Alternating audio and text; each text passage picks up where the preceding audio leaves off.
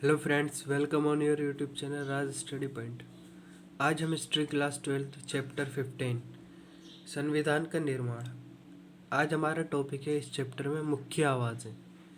इस चैप्टर का जो पहला पार्ट है हम अपने यूट्यूब चैनल राज स्टडी पॉइंट पर अपलोड कर चुके हैं। आज हम पढ़ेंगे मुख्य आवाज़ें। संविधान सभा में 300 सदस्य थे। इनमें से 6 सदस्यों की भूमिका महत्वपूर्ण रही। मतलब कि जैसे कि संविधान सभा में 300 सदस्य थे, परंतु 6 सदस्य ऐसे थे जिनकी भूमिका सबसे महत्वपूर्ण रही। जैसे इन 6 सदस्यों में से 3 सदस्य जवाहरलाल नेहरू, वल्लभ भाई पटेल और राजेंद्र प्रसाद कांग्रेस के सदस्य थे। 6 में से 3 सदस्य थे जो कांग्रेस के थे, वे थे जवाहरलाल नेहरू, वल्लभ भाई पटेल और राजेंद्र प्रसाद। एक निर्णायक प्रस्ताव यानी उद्देश्य प्रस्ताव जो था नेहरू ने पेश किया था। और ये कब पेश किया था नेहरू ने? उन्होंने ये प्रस्ताव भी पेश किया था कि भारत का राष्ट्रीय ध्वज केसरिया, सफ़ेद और गहरे रंग की 3 बराबर चौड़ाई वाली पट्टियों का तिरंगा झंडा होगा, जिसके बीच में गहरे नीले रंग का चक्र होगा। तो ये नेहरू ने प्रस्ताव पेश किए थे संविधान सभा में। पटेल मुख्य रूप से पर्दे के पीछे कई महत्वपूर्ण काम कर रहे थे। उन्होंने कई रिपोर्टों के प्रारूप लिखने में खास मदद की और कई परस्पर विरोधी विचारों के बीच सहमति पैदा करने में महत्वपूर्ण भूमिका अदा की। राजेंद्र प्रसाद का क्या काम था? राजेंद्र प्रसाद संविधान सभा के अध्यक्ष थे। सभा में चर्चा, रचनात्मक दिशा ले और सभी सदस्यों को अपनी बात कहने का मौका मिले, ये उनकी जिम्मेदारियां थी। 6 सदस्यों में से 3 सदस्यों के बारे में हम जान चुके हैं, इनका काम क्या था। और ये तीनों ही सदस्य कांग्रेस के थे। अब 3 बचे हुए सदस्य कौन थे उनके बारे में पढ़ते हैं। कांग्रेस के स्त्री गुट के अलावा प्रख्यात विधिवेत्ता और अर्थशास्त्री B.R. अम्बेडकर भी सभा के सबसे महत्वपूर्ण सदस्यों में से एक थे। B.R. अम्बेडकर जो थे ये भी सभा के सबसे महत्वपूर्ण सदस्यों में से एक थे और ये प्रारूप समिति के अध्यक्ष भी थे। यद्यपि ब्रिटिश शासन के दौरान अम्बेडकर जो है कांग्रेस के राजनीतिक विरोधी रहे थे, परंतु स्वतंत्रता के समय महात्मा गांधी की सलाह पर उन्होंने केंद्रीय विधि मंत्री का पद संभालने का न्योता दिया गया था। B.R. अम्बेडकर जब भारत को स्वतंत्रता मिली तो महात्मा गांधी की सलाह पर कांग्रेस ने उन्हें केंद्रीय विधि मंत्री का पद संभालने का न्योता दिया। इस भूमिका में उन्होंने संविधान की प्रारूप समिति के अध्यक्ष के रूप में काम किया। उनके साथ 2 अन्य वकील भी काम कर रहे थे। एक गुजरात के K.M. मुंशी थे और दूसरे मद्रास के अल्लादी कृष्णा स्वामी अय्यर। और ये दोनों ने ही संविधान के प्रारूप पर महत्वपूर्ण सुझाव दिए। ये 6 जने हो गए बच्चों। जैसे 3 तो ये हो गए जवाहरलाल नेहरू, सरदार वल्लभ भाई पटेल और राजेंद्र प्रसाद। ये तीनों ही कांग्रेस के सदस्य थे। और इन कांग्रेस के स्त्री गुट के अलावा B.R. अम्बेडकर और उनके साथ 2 वकील गुजरात के K.M. मुंशी और मद्रास के अल्लादी कृष्णा स्वामी अय्यर। इन 6 सदस्यों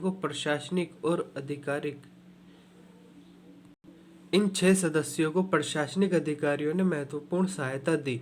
इनमें से एक B.N. राव थे।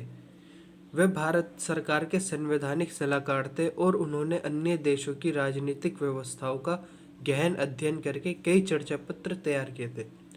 B.N. राव जो थे ये इन 6 सदस्यों से अलग थे। ये प्रशासनिक अधिकारी थे जिन्होंने महत्वपूर्ण सहायता दी संविधान सभा को।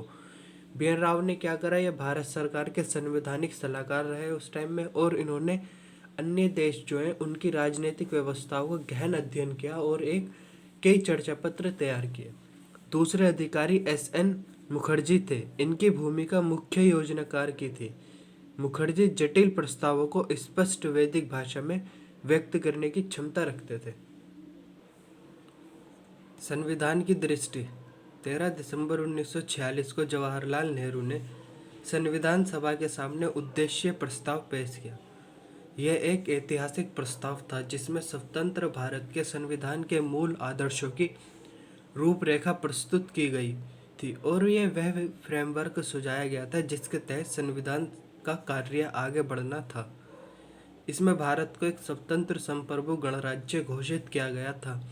नागरिकों को न्याय, समानता व स्वतंत्रता का आश्वासन दिया गया था और यह वचन दिया गया था कि अल्पसंख्यकों, पिछड़े व जनजातीय क्षेत्रों एवं दलित व अन्य पिछड़े वर्गों के लिए पर्याप्त रक्षात्मक प्रावधान किए जाएंगे। हम सिर्फ नकल करने वाले नहीं हैं। ये जो कथन है बच्चों, ये जवाहरलाल नेहरू ने कहा था। इसको याद कर लेना, एग्जाम में 1 मार्क्स में पूछ लिया जाता है एमसीक्यू में कि हम सिर्फ नकल करने वाले नहीं हैं, कथन किसने कहा? तो जवाहरलाल नेहरू ने कहा था, हम सिर्फ नकल करने वाले नहीं हैं। लोगों की इच्छा। संविधान सभा के कम्युनिस्ट सदस्य सोमनाथ लाहिड़ी को संविधान सभा के चर्चाओं पर ब्रिटिश साम्राज्यवाद का स्याह साया दिखाई देता था। उन्होंने सदस्यों तथा आम भारतीयों से आग्रह किया कि वे साम्राज्यवादी शासन के प्रभाव से खुद को पूरी तरह आज़ाद करें। सोमनाथ लाहिड़ी जो थे, ये संविधान सभा के कम्युनिस्ट सदस्य थे और इनको संविधान सभा की चर्चाओं पर ब्रिटिश साम्राज्यवाद का साया दिखाई देता था। 1946-47 के जाड़ों में जब संविधान सभा में चर्चा चल रही थी तो अंग्रेज अभी भी भारत में ही थे। जवाहरलाल नेहरू के नेतृत्व में अंतरिम सरकार शासन तो चला रही थी, परंतु उसे सारा काम वायसराय तथा लंदन में बैठी ब्रिटिश सरकार की देखरेख में करना पड़ता था।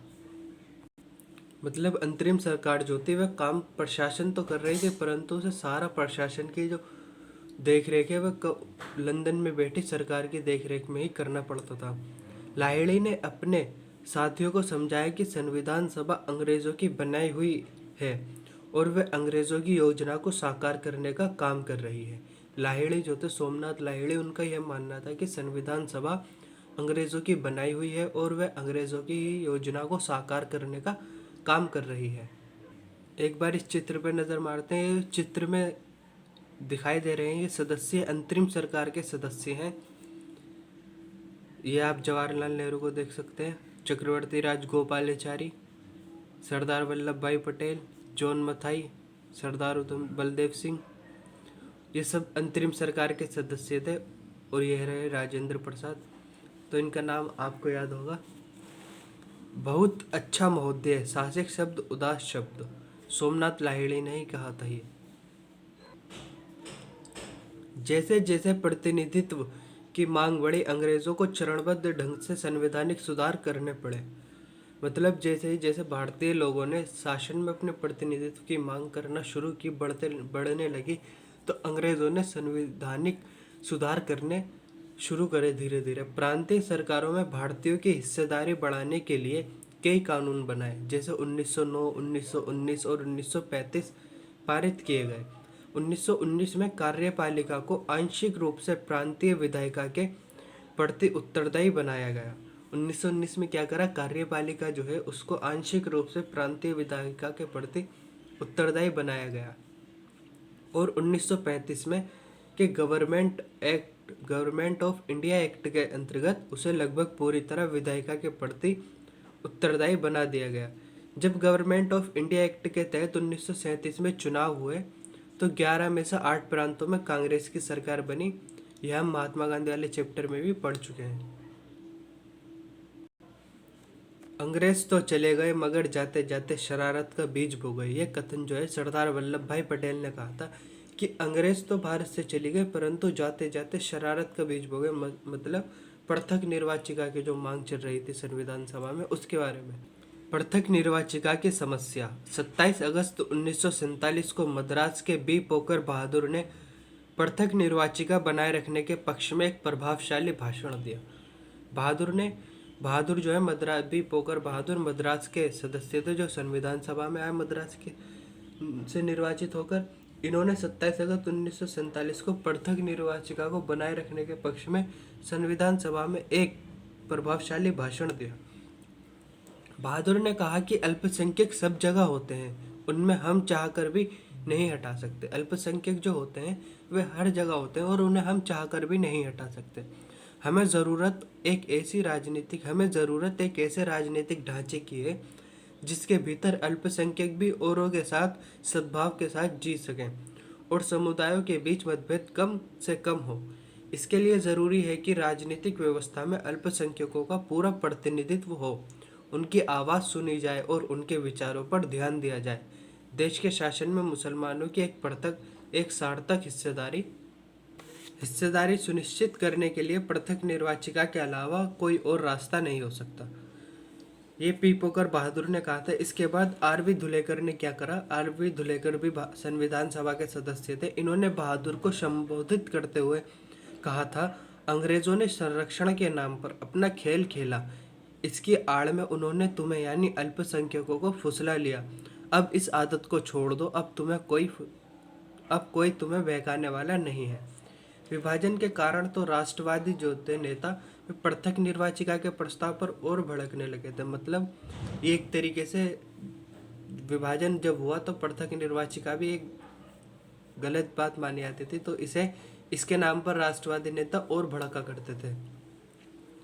उन्हें निरंतर गृहयुद्ध, दंगों और हिंसा की आशंका दिखाई देती थी। उन्हें ऐसा लगता है कि अगर पृथक निर्वाचिका को हम अपनाएंगे तो इससे गृहयुद्ध, दंगे और हिंसा हो सकती है। सरदार पटेल ने कहा था कि पृथक निर्वाचिका एक ऐसा विष है जो हमारे देश की पूरी राजनीति में समा चुका है। ये भी इम्पोर्टेंट है, इसको भी आप याद कर लेना। पृथक निर्वाचिकाओं की मांग का जवाब देते हुए गोविंद वल्लभ पंत ने ऐलान किया कि यह प्रस्ताव न केवल राष्ट्र के लिए बल्कि अल्पसंख्यकों के लिए भी खतरनाक है। ये जो पृथक निर्वाचिका का प्रस्ताव है, ये केवल राष्ट्र के लिए ही नहीं बल्कि अल्पसंख्यक जो है उनके लिए भी खतरनाक और आत्मघाती है। आज की वीडियो में बच्चों हम इतना पढ़ेंगे। मिलते हैं नेक्स्ट वीडियो में। वीडियो अच्छी लगी तो वीडियो को लाइक करें, अपने फ्रेंड्स के साथ शेयर करें और हमारे यूट्यूब चैनल राज स्टडी पॉइंट को सब्सक्राइब करें। Thank you.